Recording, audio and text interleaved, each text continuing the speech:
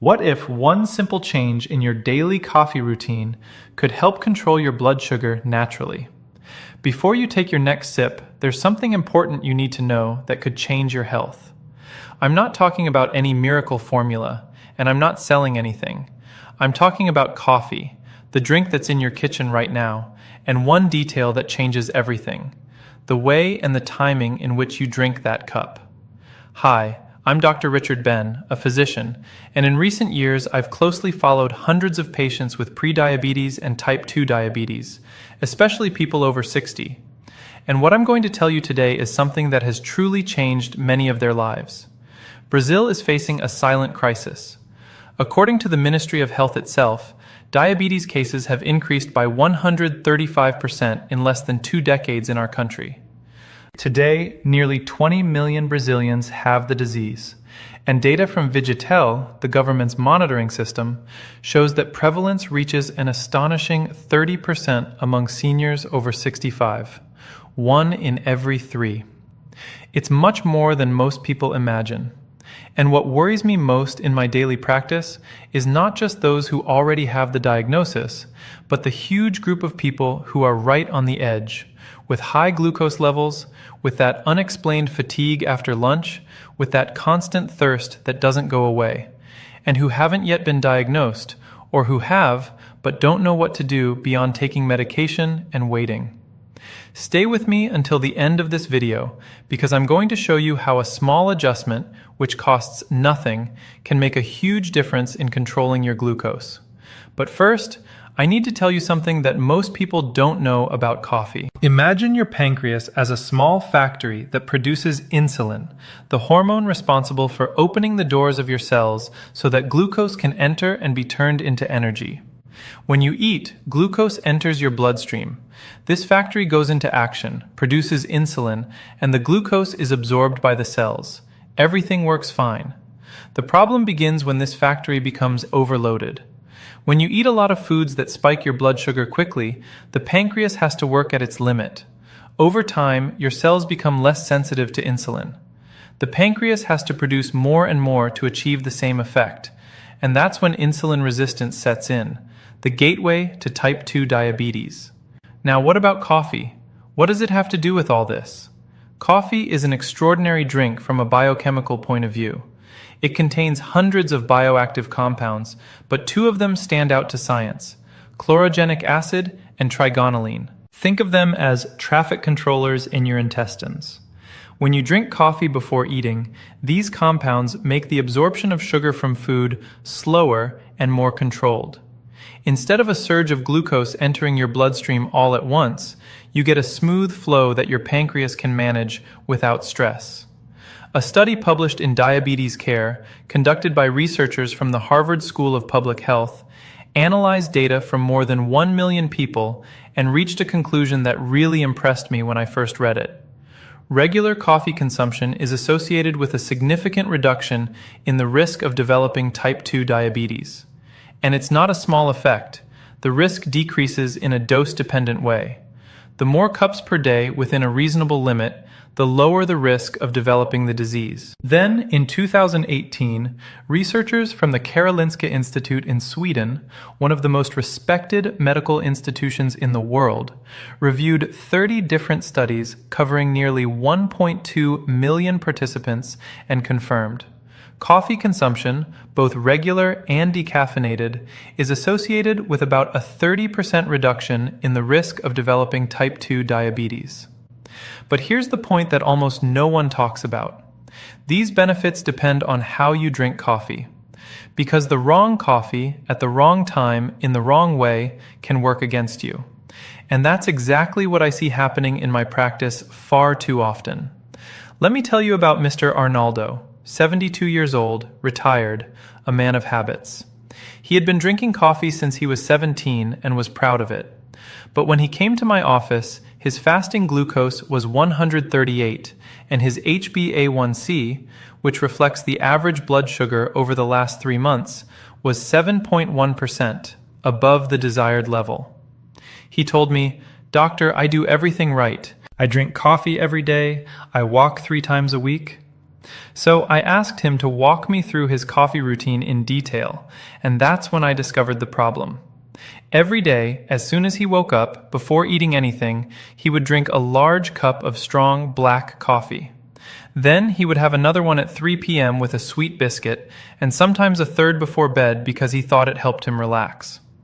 3 classic mistakes that I'm going to explain to you now. Mistake number 1, drinking coffee on an empty stomach right after waking up. This is the most common one and the one that causes the most harm. When you wake up after a whole night of fasting, your body already has elevated cortisol levels, which is the stress hormone, the same one your adrenal glands produce when you're in an urgent situation.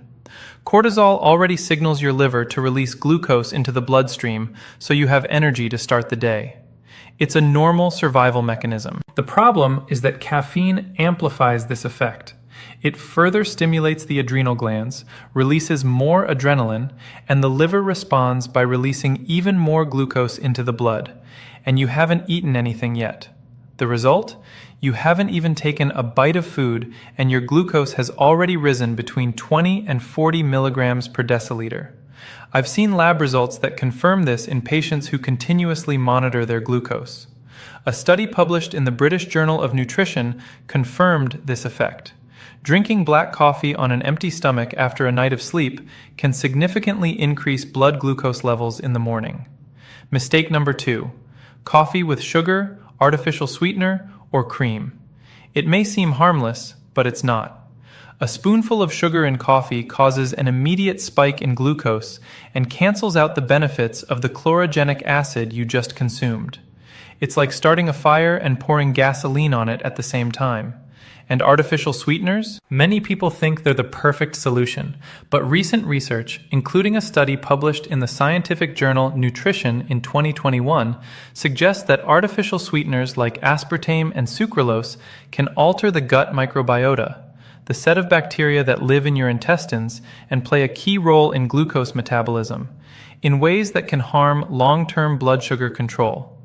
And there's an important piece of data released in January 2025, published in the American Journal of Clinical Nutrition by the Harvard School of Public Health, analyzing 3 large American cohorts. Coffee, without any additives, was associated with a 10% reduction in diabetes risk for each additional cup per day. However, when coffee was consumed with sugar, this protective effect decreased significantly. Translated into practical advice, remove sugar from your coffee. It sounds simple, but it's powerful. Mistake number 3, drinking coffee in the late afternoon or at night. Caffeine has a half-life of 5 to 6 hours in the body.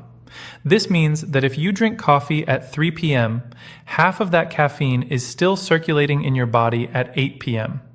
It keeps cortisol levels elevated, interferes with deep sleep, and it's during quality sleep that the body regulates part of glucose metabolism. Poor sleep equals uncontrolled glucose. It's a vicious cycle. When I explained all this to Mr. Arnaldo and we adjusted his coffee routine together, in 8 weeks his fasting glucose dropped from 138 to 112. His HbA1c went from 7.1% to 6.6%. Without changing medication, without a radical diet, without going to the gym, just by adjusting his coffee habits.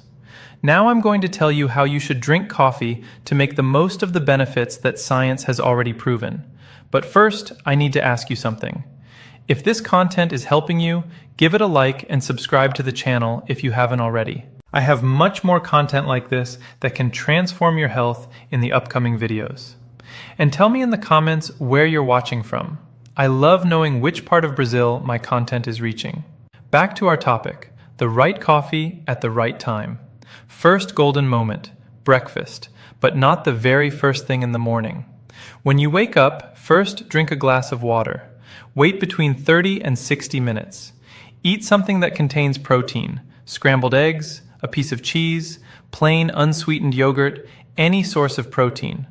Only then drink your coffee, and drink it plain, without sugar or sweetener. Why protein first?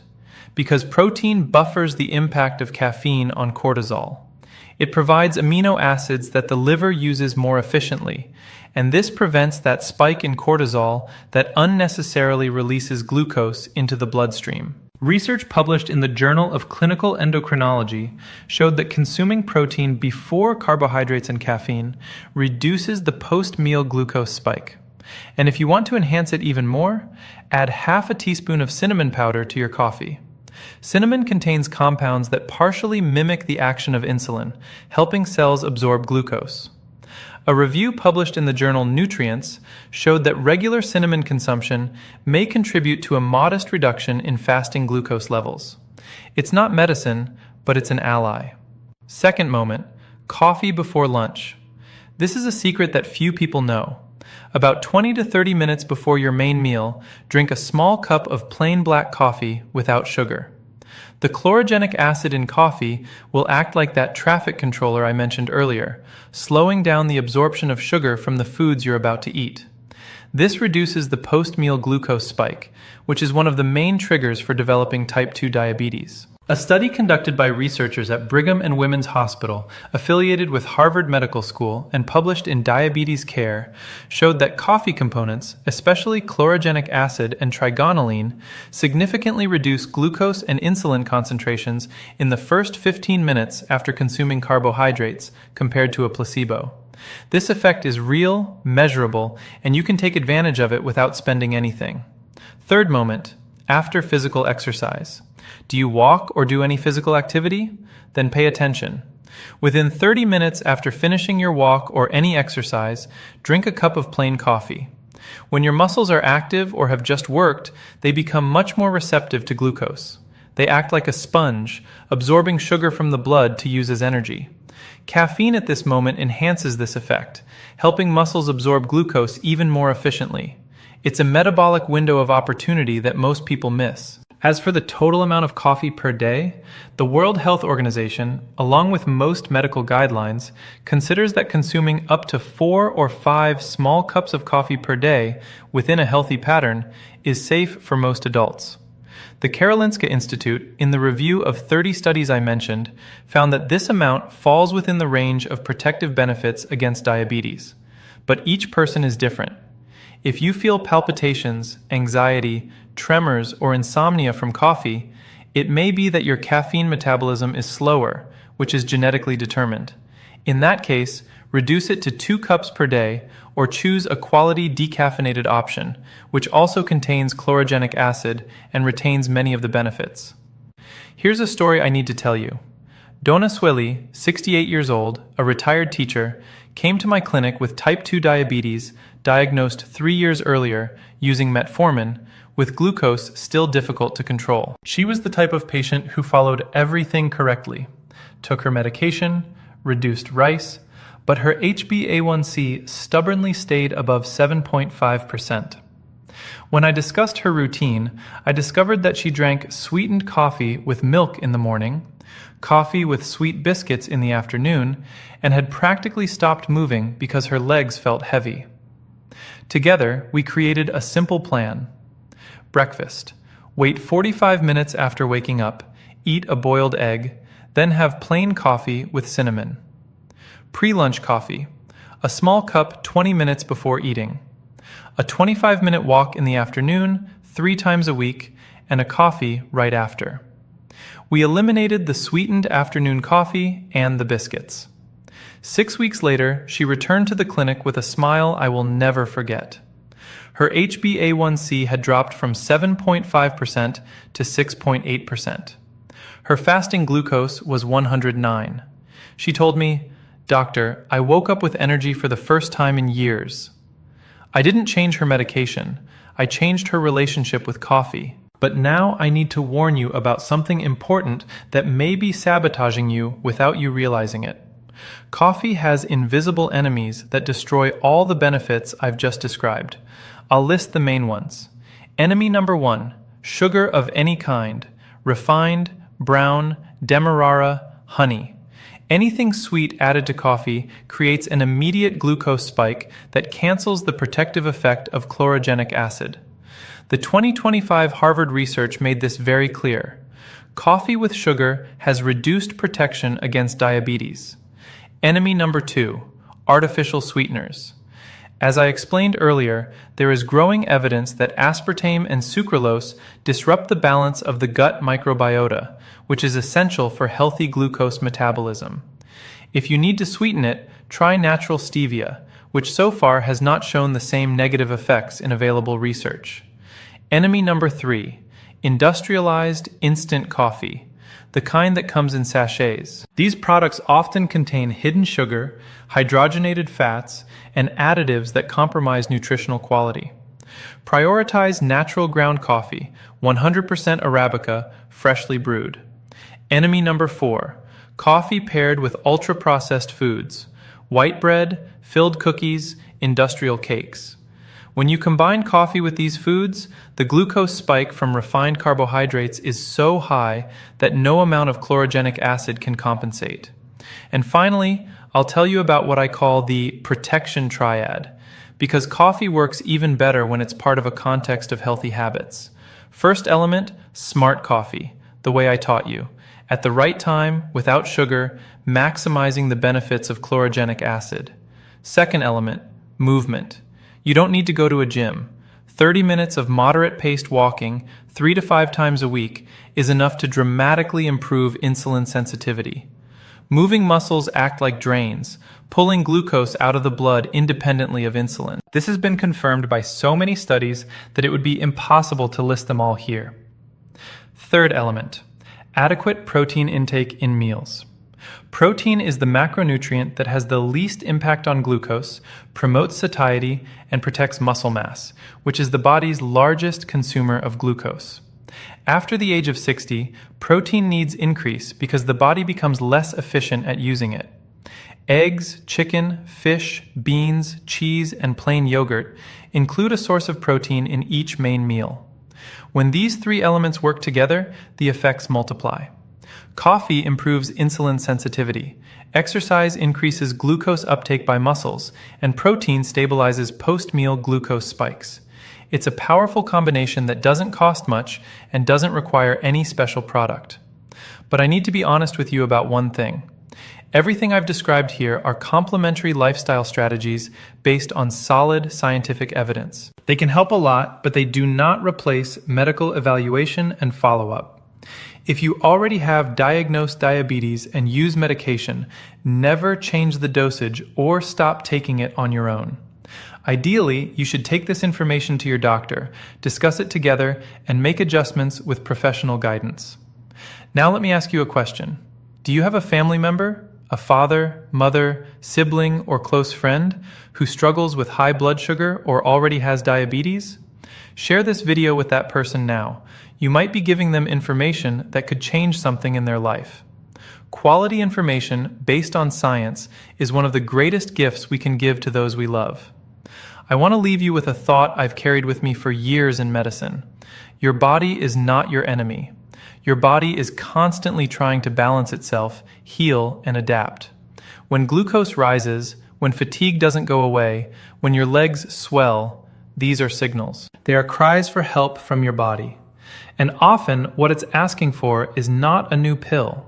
Sometimes it's a small change, like the time you drink a cup of coffee. Health doesn't live in the pharmacy, it lives in daily habits. In the next video, I'll show you the 5 foods that people with prediabetes need to eliminate from their diet as soon as possible, because these foods silently inflame glucose levels and most people have no idea. Make sure to turn on notifications so you don't miss it. I'm Dr. Richard Ben, and it's been a great pleasure being here with you. Take good care of yourself and take good care of those you love. Your health is shaped by the small choices you make every day, so make them count. Start with one simple change today, and your future self will thank you. I will see you in the next video. Thank you.